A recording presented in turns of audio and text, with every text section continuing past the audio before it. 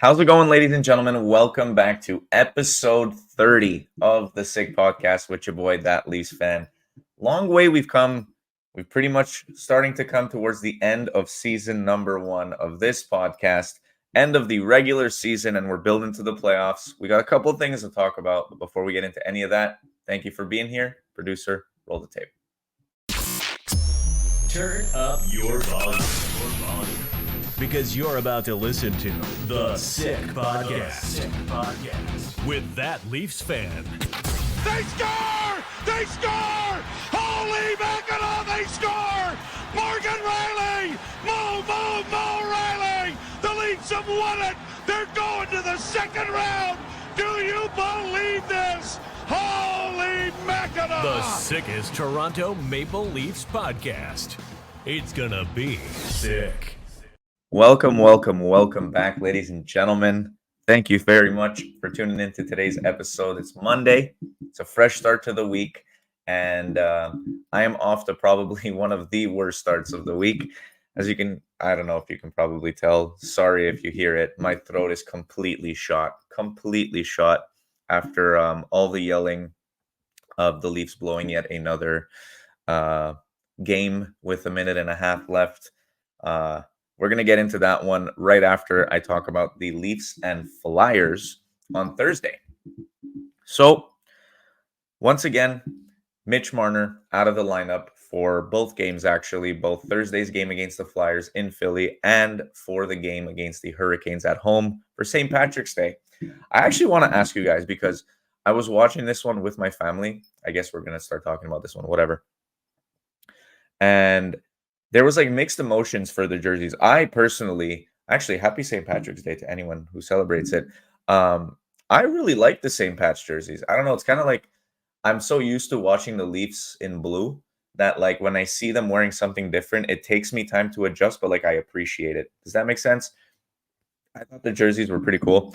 And the Leafs overall as well that night, they actually didn't play half bad. They played pretty well. The first period was and it was like kind of like a standoff between both, not a whole lot going on. Second period, Leafs bounce out to a 3-0 lead. They scored, I noticed, I want to say it's 3 goals that were right off the rush, like turnovers that turned into a breakaway for the Leafs, and they scored on each and every single one of them. And it was great. It was great until there was a minute and a half left, and we blew it. But we end up losing it in a shootout. So in my eyes, we pretty much blew a 3-0 lead and ended in a tie because there's no shootout in the playoffs. I've already had my take on this. I obviously would have been nice to walk away with the extra point there. But in terms of what we're actually focused on, I was a lot more annoyed about the fact that we lost the lead that quickly rather than the fact that the Hurricanes completed the comeback in a shootout, because there is no shootout in the playoffs. So to me, it's not an area of concern at all. So there was that. It was surprising because they actually played very well. It was just, it's crazy that I'm saying this. I feel like it was one of the first times this season, not first times, but to this extent that they really fell apart at the end of the game. And we've noticed a lot of the team this year, or a lot of parts of the season for this team this year was we're bending, but we're not breaking. We cut it close sometimes, but we didn't completely blow it all. You know what I mean? So this was really like the first look, I think, that the Leafs really broke down towards the end of the game, talking about the Hurricanes game, obviously, because we completely smashed the Flyers. I think it was like 6-2 or something like that.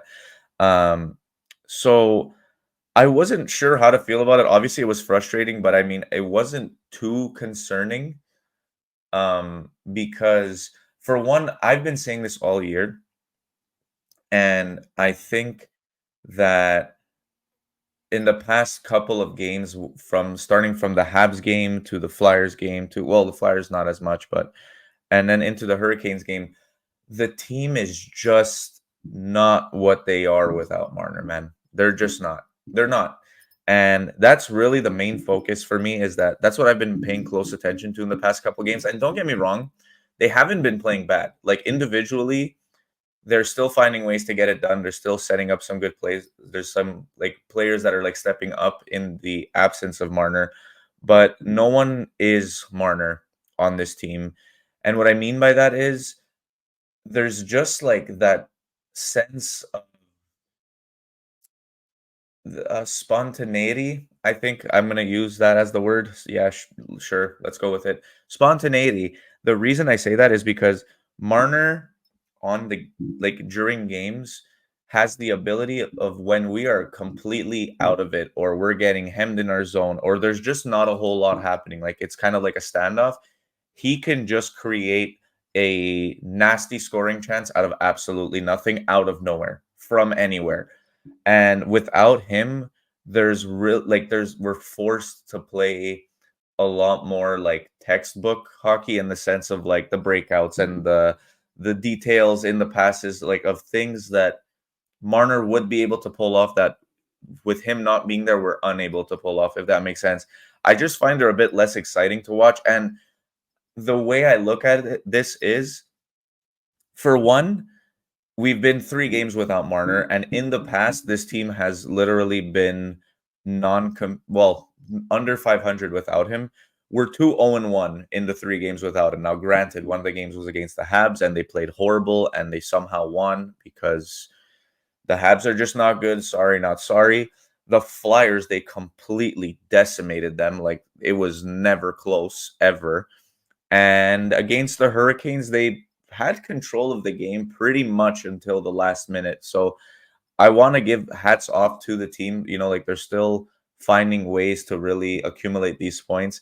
But I really think this past week has shown uh, how exposed we are without a player like Marner on the team. And obviously, I mean, you're getting paid 11 million. You take any $11 million player away from any team in the NHL, and it's going to be a noticeable difference. If it's not, chances are that guy's contract sucks absolute shit, and you should probably waive him. But Marner is a huge part on this team, and in a sense, I think to because I know this fan base is very split when it comes to Marner. I'm probably going to be talking about this the whole time because he's my favorite player and whatever. And I think he's the most important. So I think a lot of Leafs Nation, a lot of the people who wanted to trade him are this was like kind of showing them like, you know what? This team, love him or hate him, the Leafs absolutely need Marner. Now, you can go both ways and say, yeah, well, we can use the $11 million elsewhere. And I just,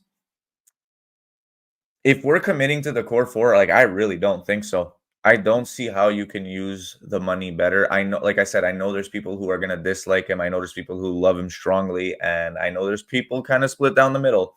And the truth is, I don't think the Leafs are the Leafs without Marner. And obviously, Matthews is the scoring machine. We've talked about that. There's Nylander, who is playing an absolute behemoth of a season. But I really think that Marner is kind of like the operator of this team, in where if Marner's having a good game, chances are we're gonna win. That's just how I see it. That's just how I see it. There's not many players.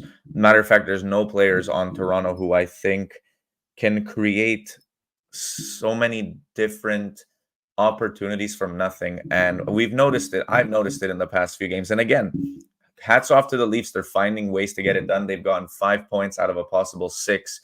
And one of them, it could have been 6, but I mean, the Leafs had to make it interesting, right? So, I mean, it is what it is. Overall, not too disappointed, not too concerned either. They're pretty much the Leafs over the past couple of weeks. They've actually played fantastic hockey. I want to say they're 14. No, well, I think they're 14-5-1 in their last 20 or something crazy like that, like 15-4-1 or whatever. The point is, they have completely separated themselves from the playoff push, and have really like cemented their spot in the third in the division, I think. And it's good because now I think they're really gonna start getting into the mindset of, okay, every game now is a playoff game or playoff-esque game, because that's what they have to do. Because look, like I said, I spoke about it in the last episode. The Leafs are either gonna get the it's looking even more likely now that we're just gonna get the second place team of the Atlantic. I don't even think, like, to me, the Leafs are not winning the Atlantic. It's too far, it's too crazy. It's not gonna happen. So the Rangers are, unless we fall out of the division, if Tampa goes on like some crazy run.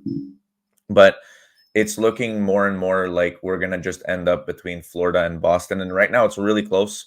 There's 1 point separating the Bruins and the Panthers. And I think the Panthers have a game in hand, so they technically have like the percentile advantage. But as it stands right now, the Bruins did retake the lead of the division over the weekend.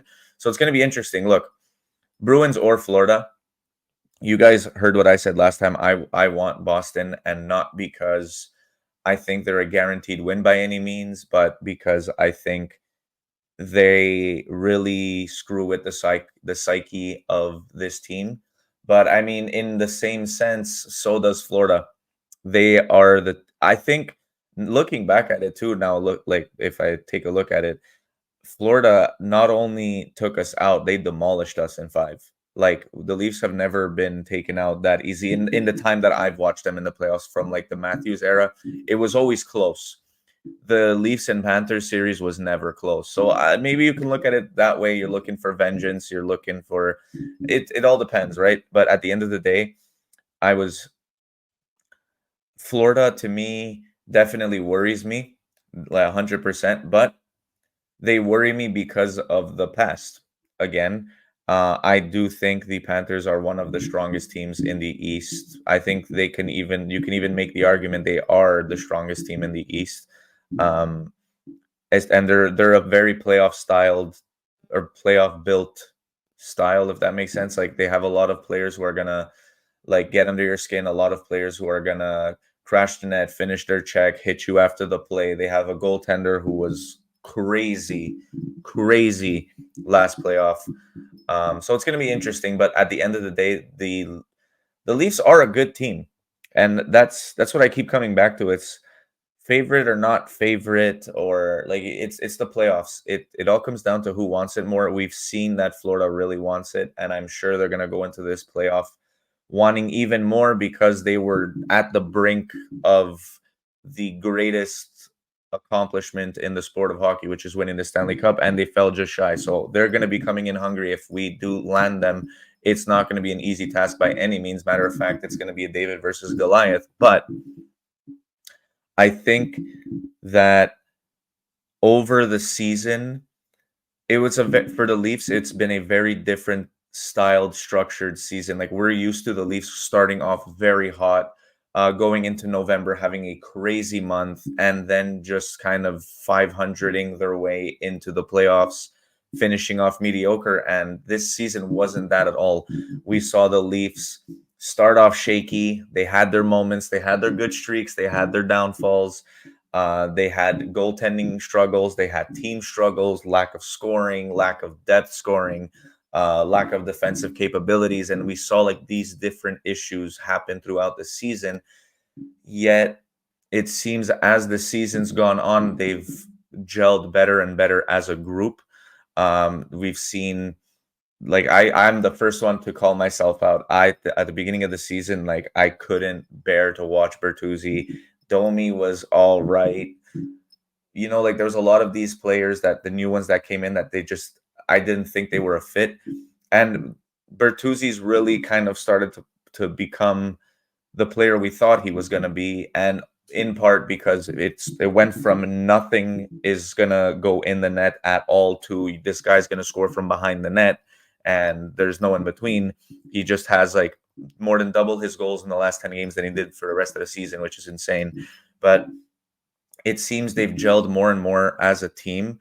And the thing I like about it is that it seems like, again, not night in, night out, but overall, there's a lot more of a fight to this team. There's a lot more of the tenacity, the thing a lot of Leaf fans have been crying for. It's not just like skilled. It's not just pretty. There's a lot of guys who are gonna do the dirty work, like a lot of them, and there's one of them practically on every line. Like you can even argue Matthew Nyes, he does a lot of corner work, a lot of it, like where he's battling for the puck, where he'll find a way. You've seen obviously the Domi, the Bertuzzi, Yarncroke. I hope he's doing all right after the way he ran into the board. That was scary, but a lot of and even on the back end, like, yeah, sure, the defensive core, I've said it many times, is very mediocre. But come playoff time, these guys are huge. They're big, they're nasty, they are not the best offensively, but they can only call that many cross checks. So it's going to be interesting. But the playoff push is more than underway. We have just about 15 or 16 games left. I think we have 16 left because we're at 66. And for the Leafs to completely seal their spot, if every team under them is to go on a magical 15 to 18 game win streak, the Leafs need to go 10-6 and they're confirmed in, even if, but at this point, like the clinch point might even be under 90 this season. It's a dogfight between a lot of teams. So we're going to have to see how that goes. Just before I end this episode, I just want to say, first of all, thank you for putting up with my very scratchy voice. And also, if you've been following along all season, if you have been enjoying the episodes, if you've been tuning in, I just want to say a very big thank you. I've really enjoyed myself doing this podcast, and I'm very much looking forward to talking about the games that we've all been here for since the start, which is the playoffs. And I just want to say, like a lot of teams, I'm going to kind of use a hockey reference. You got to grind in the season to make it to the playoffs. Well, to those who have been following along throughout the season and are going to be with me watching throughout the playoffs, I just want to thank you very much for, being here and supporting and hitting that subscribe button and dropping that like, sharing it to your friends, leaving a comment. We went from such this was so new for me at the beginning of the season, right? And it's kind of funny because even the Leafs team, I'm always going to do a hockey reference. That's just how I do analogies. I don't know anything but hockey, but I do know my hockey, kind of. Some can agree to disagree, but it was a new thing for me. It was like a new adventure, and I've loved every moment of it, and I can't wait for you guys to see my psychotic side of things when the games become really, really do or die. So just wanted to thank you for tuning in, and episode 30, it's pretty special. And yeah, I'll see you guys in the next one. Hit that subscribe button if you haven't already. Drop that like, and let's see. It's the final push. I'll see you in the next one. Take care. And that's a wrap. Hope you don't miss us too much until next time. Follow the Sick Podcast with That Leafs Fan on YouTube, Facebook, Google Play, and Apple Podcasts.